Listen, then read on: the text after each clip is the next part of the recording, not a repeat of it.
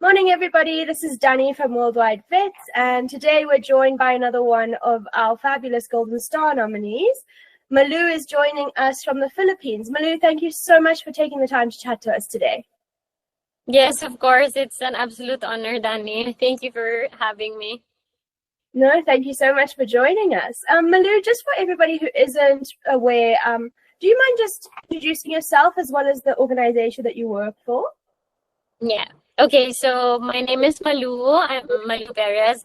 I'm from the Philippines and I'm the founder of Pawssion Project. So basically, Pawssion Project is a nonprofit organization that I started 6 years ago because of dogs on death row. So I'm not even a vet. I have zero background on vet med before I started the organization. I was in the corporate world for um, almost 7 years. And but growing up, I've always been a dog lover. It was really just because of a Facebook post about dogs on death row in our pound that caught my attention. I saw it on Facebook, and they were not even for euthanasia; they were for gunshot. And unfortunately, that is legal in our country because in a third world country where animal welfare is just the least priority, in a country with more than 10 million stray animals, um, there's just no budget. There's just no budget to address the overwhelming problem of homelessness in the country. So it all started because of that, just because of a single Facebook post that I said yes to. And cut the long story short, we were able to save those dogs. I only had probably 3 days time. And the farm where the first shelter was built was really nothing that you could use as a shelter yet that time. But I cannot understand that. Like I always tell everyone, I always feel like this is my mission in life and my life purpose. And it all happened at the right time. And I just had to say yes to it. And I just learned everything through the day-to-day journey of Pawssion Project.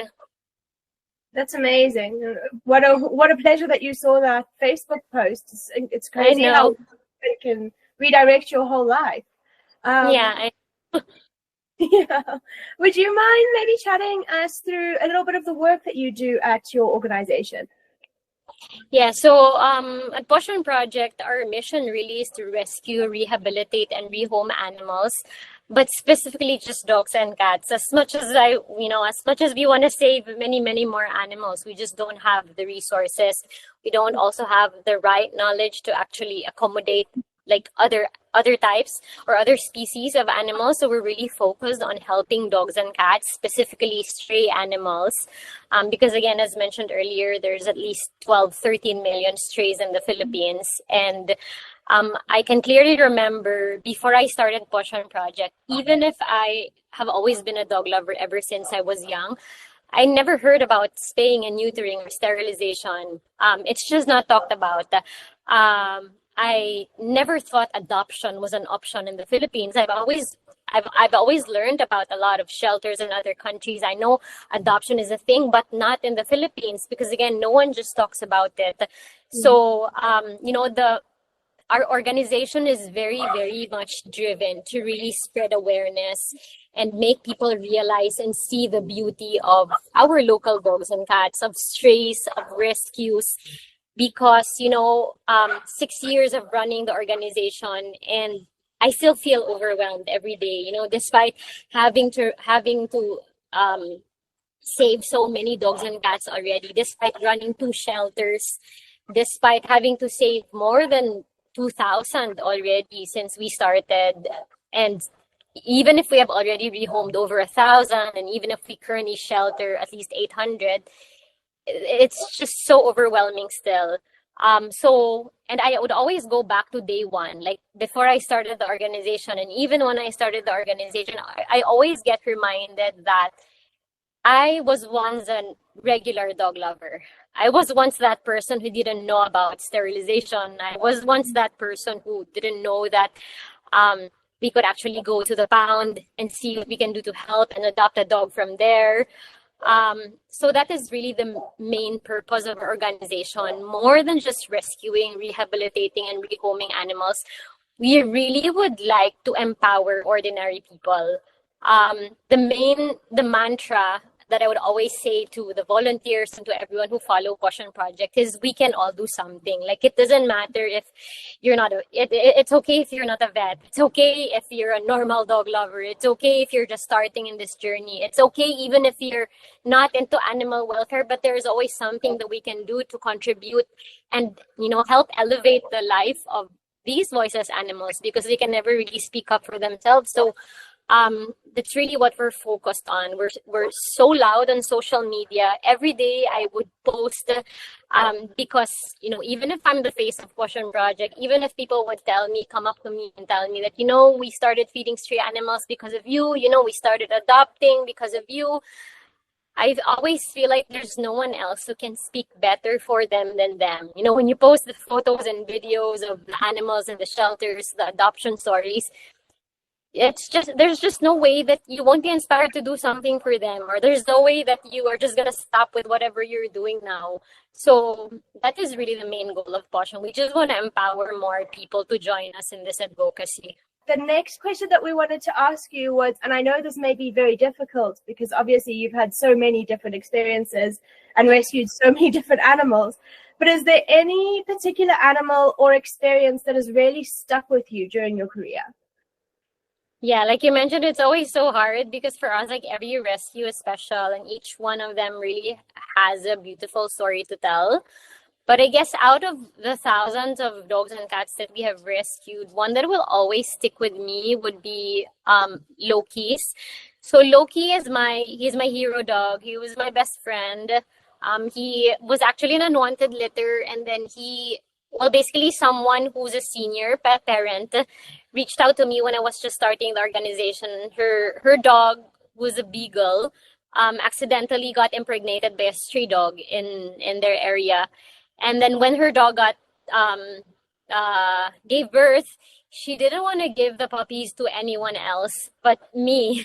Like, I honestly didn't want more dogs that time because I was fostering so many animals, but I just couldn't say no to her because she was begging and she was asking me if I could take in the puppies of her dog. So, I had to wait until they were ready to be transported to my city, because it's an hour flight from my city. It was the first time that I had to fly a rescue. So basically, there were two of them, Loki and Luna. Cut the long story short, during the pandemic, I started feeding stray animals. When we were all placed on lockdown, the first thing that came to mind was really the stray animals. So every night I would feed strays, and there would be days when I would spend like 3 hours on the road because I would spend more time with them. And then one night I went home super exhausted, and I would normally light a candle before going to bed. But that night I just went straight to sleep, and then basically the candle exploded. Yeah, the candle exploded in the room. It was beside a lot of papers, with cell phone, with the TV. And then, so I always sleep with dogs. But then the rest of the dogs got scared when the candle exploded. They all went down under the bed. And it was Loki who stuck with me, and he didn't stop barking until I woke up. Like, I was so exhausted that night. I would always think if he wasn't there with me, we would probably not, we're not probably talking right now. So he didn't stop barking until I woke up. And I always tell everyone just about how grateful I am to him, because he saved my life. I mean, I saved his life, but in the end, he's actually the one who really saved my life, literally. So basically, cut the long story short, Loki was eventually diagnosed of chronic kidney disease. He was just one. He was just one. So that was why I was so devastated, and I couldn't understand why all of a sudden he was on the late stage of CKD, because he's just 1 year old. And the rest of my dogs were fine. His sister Luna was fine as well. So anyway, during that time when he was diagnosed of CKD, I had to fly to Manila because we were fighting for a law to be passed to strengthen the Animal Welfare Act. I was very hesitant to leave him, but I had to go. So I was in Manila, and during that time, because it was the peak of the pandemic, there were no flights every day.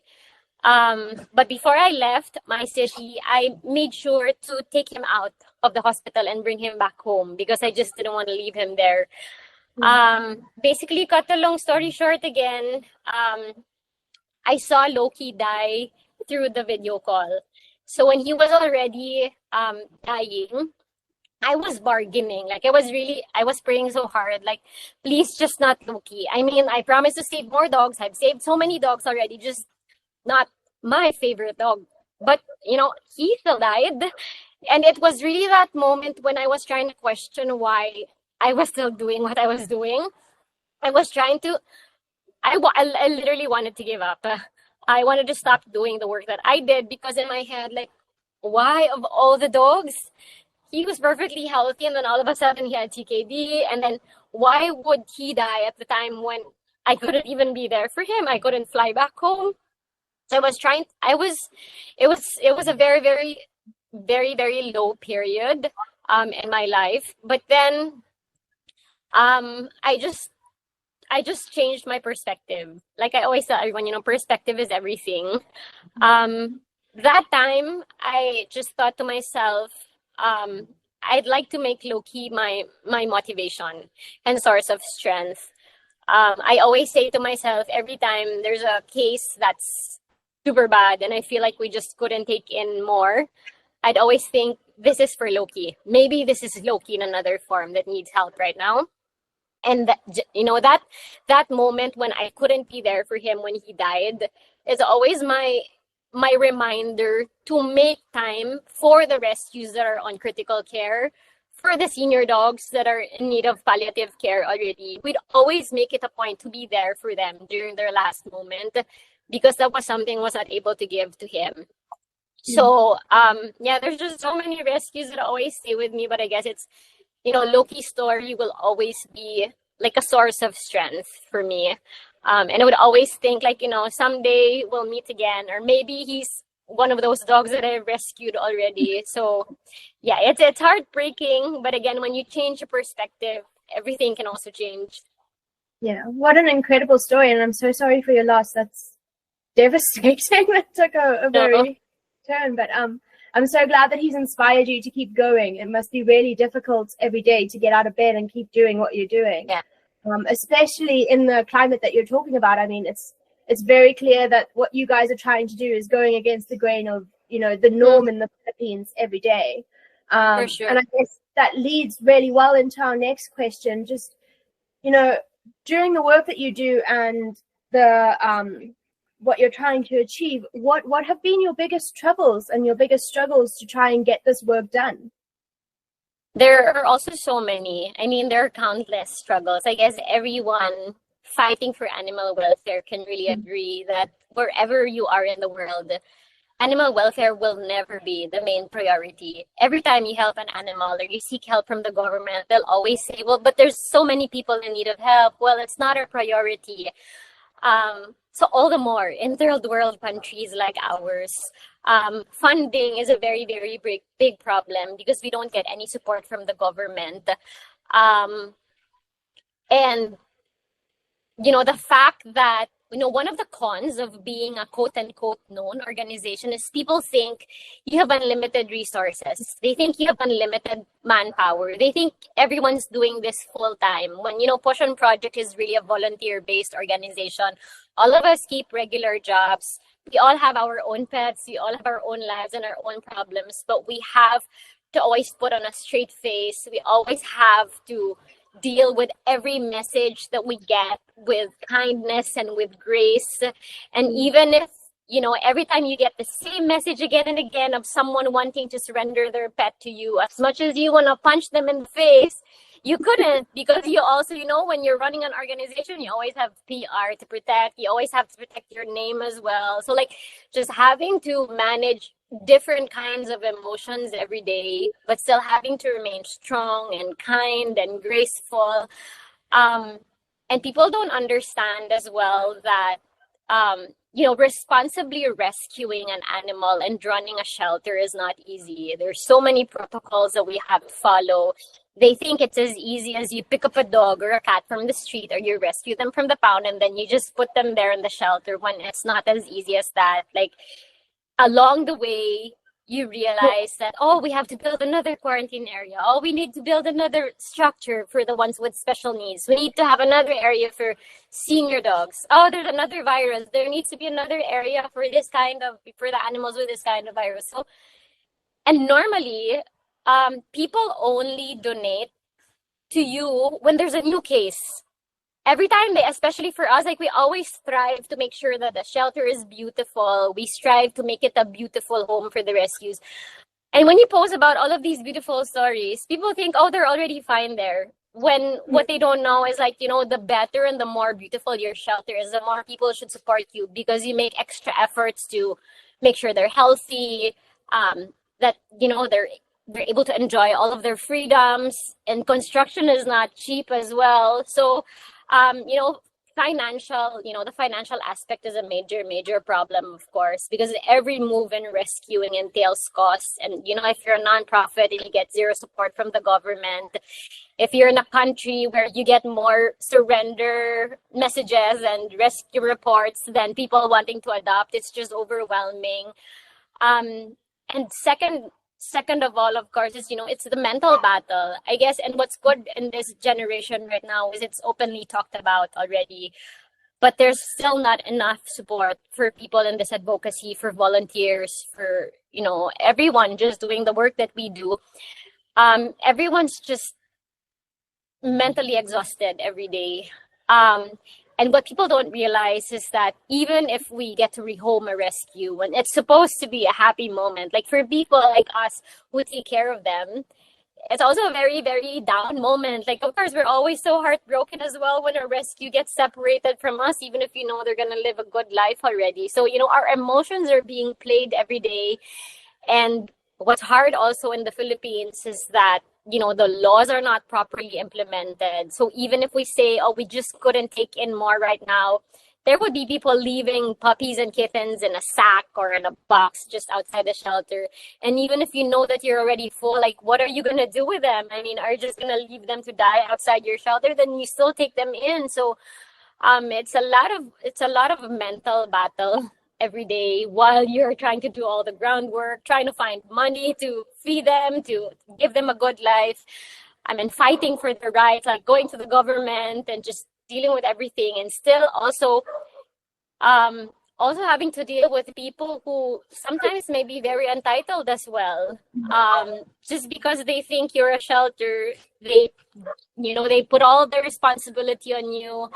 And us who read all these messages, even if we know it's not a responsibility, we carry the guilt every day. Every time we get a message of a dog or cat in need and we couldn't help them, we carry that guilt in us. So for me, it's really the lack of resources, like financially, the manpower, and the mental battle every day.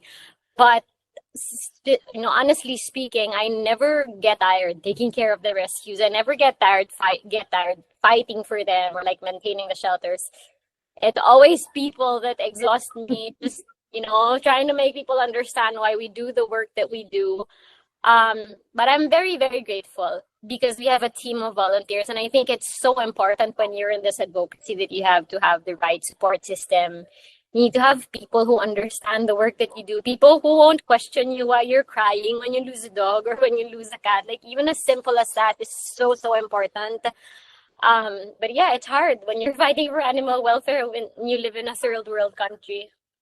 Yeah, that's incredible. And it's incredible that you guys keep on going. I think that everything that you've said is just a huge reminder that we can't just take things at face value. You don't know the struggles that somebody's going through behind doors. It's just, we all just need to treat each other with kindness and give each other the support that we can, especially in the animal welfare industry.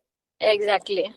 Yeah. So if you could give one piece of advice to somebody who would want to get involved in the work that you do, whether it's starting their own shelter one day, whether it's supporting, what would that advice be?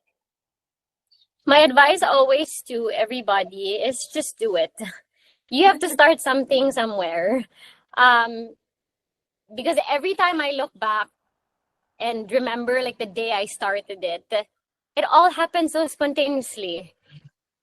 When I think about it, if I took the time to really think about how big of a responsibility this one is, I never would have started in the first place. If you feel like it's your calling, go for it. I mean, you don't even have to start a shelter. You can start like with just having to maybe feed a stray animal. You can start by visiting your local pound.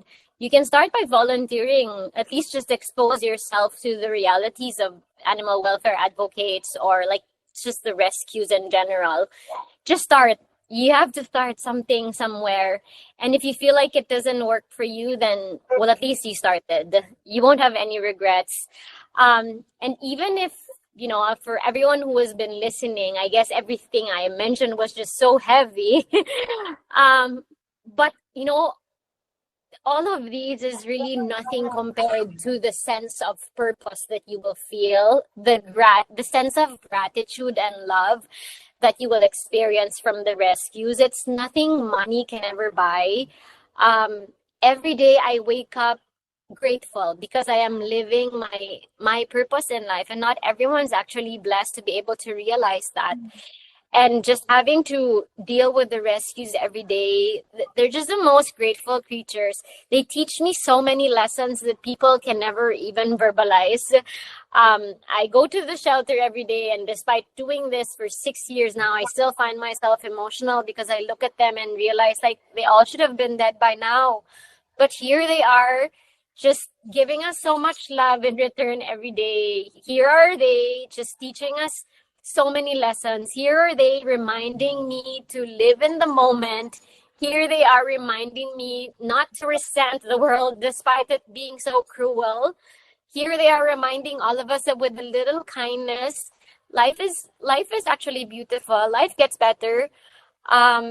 So yeah, that's my advice to everyone. Just go for it. It may be exhausting. It may be, there may be a lot of cons to it, but again, the love and the joy, the gratitude, the sense of purpose that you will feel here is really something money can never buy. It's life-changing. And for me, every time I celebrate my birthday, I always feel like I read a eulogy. I mean, how many people get to be lucky enough to actually, read messages of people who appreciate them while they're alive? Usually you only get to, that happens when a person dies already. But with the work that we do, it's so nice that many people actually already appreciate us and are vocal about their appreciation. Like, adopters just telling you how grateful they are because their lives changed because, of the rescue that they have taken in from you. Or like volunteers who didn't have any sense of purpose, like students who didn't even know what to take up, like what course they want to pursue or career, and then now they're taking up veterinary medicine because they have been exposed to the advocacy. So, it's so life-changing. It's not just going to change the lives of the rescues that you will take in. It's going to change your lives in ways you can never even explain. Yeah. Thank you so much, Malou. That was an awesome answer. I don't know if there's anything that you maybe want to add, or if you're happy to end off on that note. Maybe I just would like to encourage everyone to support their local shelter or visit their local pound. Whatever we see on social media is nothing compared to what's really going on the ground. And to everyone who's starting in this journey, I hope that you're able to find your community. I hope you're able to find someone who really would understand the work that you do, because it's not easy. But if you have someone who understands you, if you have someone who you can vent to, it's going to make things easier. And please, it costs 0 pesos to actually say thank you to someone who is in this field. We don't really seek validation. We're not here for the praises. But sometimes when the going gets tough and when things get heavy, it's all these messages of gratitude. It's all of these, like the videos that we get from the adopters that helps us, get by. So if people can just be more vocal about their appreciation as well, it really matters for people who are just dealing with a lot of things on a day-to-day basis. And if people can just follow us, we're all over social media. Please see the work that we do. And if you guys happen to be in the Philippines, please come visit our shelter. That's wonderful. Well, thank you so much for taking the time to chat to me. And I also just want to say thank you for speaking so honestly and so openly. It's so refreshing to have such a real conversation where people are willing to get so raw about everything that they've experienced. So I really appreciate it. And I think that the work that you're doing is absolutely amazing. And I hope that nothing but the best comes to your shelter and all the best with the rest of the Golden Star Awards. I know, exactly. Everyone just deserves it. Thank you.